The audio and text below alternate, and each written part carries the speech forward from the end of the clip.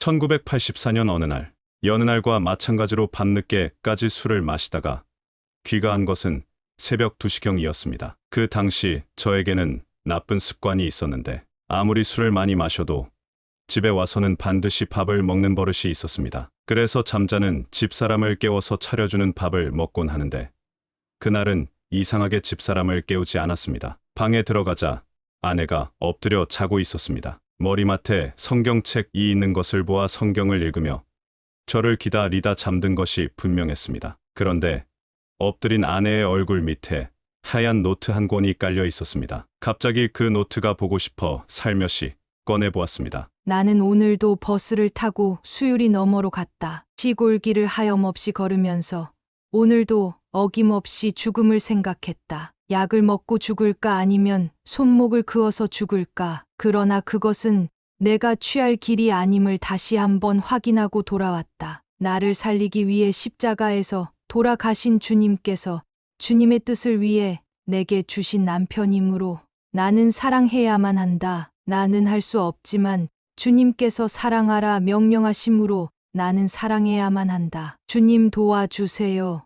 나의 약함을 주님께서 잘 아시잖아요. 노트는 여기저기 눈물로 얼룩져 있었습니다. 이 글을 읽고 저는 도저히 잠을 잘 수가 없었습니다. 심장이 멎는 것 같았고 귀에서는 커다란 북소리가 울렸습니다. 저는 노트를 내려놓고 서재로 들어가 소리를 죽여가며 얼마나 울었는지 모릅니다. 제가 이 세상에 태어나서 처음으로 제 자신의 적나라한 실상을 똑바로 발견했기 때문입니다. 제 아내는 오직 저 한 사람을 믿고 자신의 인생을 제게 맡겼습니다. 그러나 그 아내가 나로 인하여 죽음을 생각하고 있을 때 나는 도대체 무엇을 하고 있었던가? 아내가 죽음의 방법에 골몰하고 있을 때 나는 도대체 어디에 있었던가? 아내가 오직 주님을 믿는 믿음 때문에 자신의 슬픔을 감추고 나를 웃음으로 대할 때 나는 단 한 번이라도 진실함으로 아내를 대한 적이 있었던가? 제 마음속에서 마구 솟구쳐 오르는 질문들에 대하여 저는 한마디의 대답도 할 수 없었습니다. 아내가 죽음을 생각하던 그 시간에 저는 환락가의 현장에서 오직 쾌락만을 탐닉하던 한심한 남편이었기 때문입니다. 그럼에도 나야말로 이상적인 배우자, 멋진 남편, 괜찮은 남자, 능력 있는 청년, 장래가 촉망되는 젊은이라 착각하며 스스로 자기도 취에 빠져 있었으니 얼마나 한심한 일입니까? 저는 제 아내가 불쌍해서 울었습니다. 남편 같지 않은 남편 탓에 얼마나 많은 밤을 지새우면서 울었을까? 죽음을 생각할 때 그 마음이 얼마나 아팠을까? 내려누르는 절망감에 몸서리는 얼마나 쳤을까? 아내가 당해야만 했을 고통과 아픔이 고스란히 전이되어 제 마음을 난도질했기에 저는 울지 않을 수 없었습니다. 제 어머니가 불쌍해서 울었습니다. 아버지가 어릴 때 돌아가셨기에 제가 호주 노릇을 해야 했습니다. 어머니가 새벽마다 교회에서 이 자식이 잘 되게 해달라고 얼마나 울며 기도했겠습니까? 그러나 아들이 자기 아내를 죽음과 절망의 구렁텅이로 몰아넣을 정도로 타락한 아들이 되었으니 어머님이 느꼈을 배신감과 절망감이 얼마나 컸겠습니까? 그래서 울었습니다. 그러나 무엇보다도 제 자신이 불쌍해서 울었습니다. 어머님의 태속에서 생명을 받은 이래 하나님께서 끊임없이 은혜를 베푸시고 필요한 은총을 필요할 때마다 더시펴 주셨음에도 저는 마치 가로슈다처럼 36년 동안 주님께 단지 배신으로만 보답을 했을 뿐이었습니다. 내가 왜 이런 삶을 살고 있을까? 어쩌다가 내가 이 지경이 되었을까? 생각하면 생각할수록 저의 영혼은 악취가 진동하는 갈기갈기 찢어진 더러운 걸레 조각처럼 여겨졌습니다. 주님께 버림받은 영혼, 저주받은 영혼이라는 생각 때문에 저는 가슴을 치고 몸서리를 치면서 울었습니다. 그리고 울면서 주님의 이름을 불렀습니다. 이전처럼 제 욕망을 채우기 위함이 아니라 처참하고 참담한 제 실상을 알았기에 제 자신에게는 더 이상 소망이 없기에 남은 것이라곤 절망밖에 없기에 저는 낮고 낮은 마음으로 주님의 이름을 불렀습니다. 그 순간 누군가가 등 뒤에서부터 저를 감싸 안아주었습니다. 매우 포근했습니다. 제가 우는 소리에 잠이 깨 아내가 들어왔나 보다 하고 뒤를 돌아보았으나 아무도 없었습니다. 착각이었나 보다 하고 다시 눈을 감았습니다. 그러자 누군가 재차 포근히 안아주는 것이었습니다. 그 포근함이 처음보다 더 강했습니다. 뒤를 돌아보았지만 역시 아무도 없었습니다. 세 번째로 눈을 감았을 때 제 마음속 깊은 곳에서 세미한 음성이 울리기 시작했습니다. 나의 사랑하는 제철아.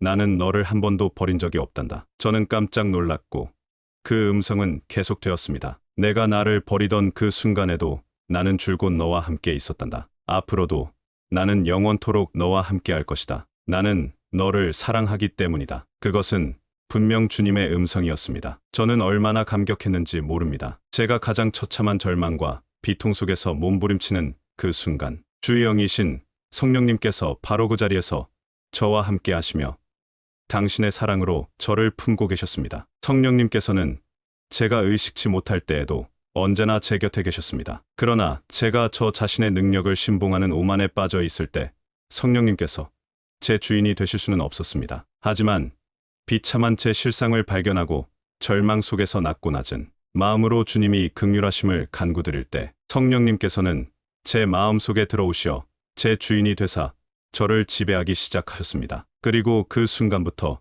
저는 이상한 힘을 느끼게 되었습니다. 제가 그토록 즐기던 술과 담배가 냄새마저 역겨워진 것도 그날부터입니다. 손에서 떠나지 않았던 트럼프와 화투가 보기도 싫어진 것도 그날부터입니다. 친구들과 동료들, 그리고 사랑하던 가족들이 저더러 변했다고 말하기 시작한 것도 그날부터이고, 제 가정과 저의 일터가 진리 위에서 바로 서기 시작한 것도 바로 그날부터였습니다. 그로부터만 8년 3개월이 지난 오늘, 저는 여러분 앞에 목사로 서 있습니다. 제가 제 부끄러운 과거를 고백드리는 것은 변화된 제 모습을 자랑하기 위함이 아니고, 제가 제 자신의 참담한 실상을 바로 깨달아 주님 앞에 굴복하던 그 순간부터 성령님께서 제 인생의 주인이 되셨음을 알려드리기 위함입니다. 성령님은 누구 곁에나 계십니다. 그러나 성령님께서는 아무리 내 곁에 계셔도 교만한 마음을 버리지 못한다면 그 마음 속엔 성령님께서 들어오실 수가 없습니다. 그런 마음으로는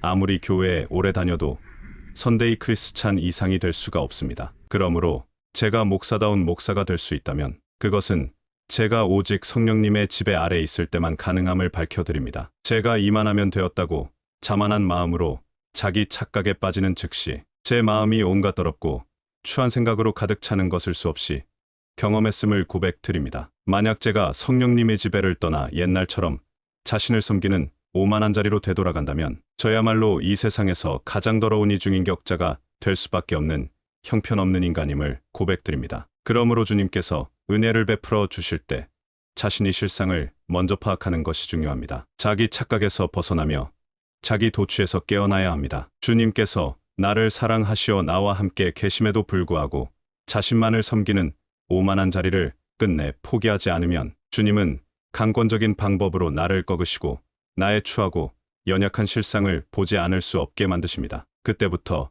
비로소 주님과 바르고 인격적인 관계가 맺어지기 때문입니다. 그러므로 이제부터 자기를 신봉하는 오만한 자리를 포기하고 겸손하게 주님의 이름을 부르시기를 소망합니다. 헛된 자신의 욕망을 채우기 위함이 아니라 오직 길이요 진리요 생명이신 주님께 자신을 의탁하기 위해 주님의 이름을 부르십시오. 그분의 사랑 앞에 온전히 굴복하십시오. 그 순간 성령님이 여러분의 주인이 되시어 진리 안에서 여러분의 생을 전혀 새롭게 빚어 주실 것입니다.